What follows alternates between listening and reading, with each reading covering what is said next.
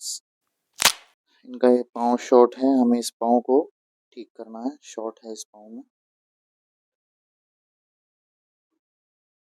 Body को relax रखिए, loose.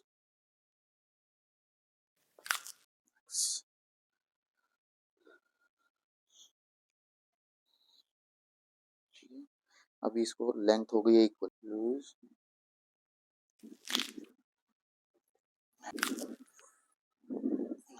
Relax छोड़ दीजिए, गर्दन को ढीला छोड़ेंगे,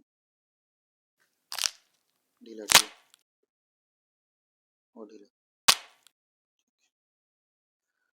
आउट, ढीला छोड़ेंगे, एक लंबा सांस, आउट, लूज, एक लंबा सांस, आउट, लूज लूज, एक बार फिर से लंबा सांस, आउट, ढीला छोड़िए और ढीला,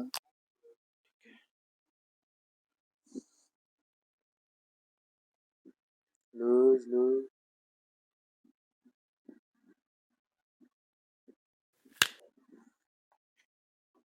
आप इनकी एमआरआई देखेंगे कि यहाँ से जो डिस्क बल्ज है ये L4 और ये L5 जो है वो बाहर की तरफ आ चुकी है और रेट्रोलिस्थेसिस हो चुका है। रेट्रोलिस्थेसिस का मतलब डिस्क अपनी जगह से पीछे की तरफ सरक गई है, ऊपर की तरफ आ गई है और डिस्क अपनी जगह से बाहर आकर कनाल एरिया में आ गई है।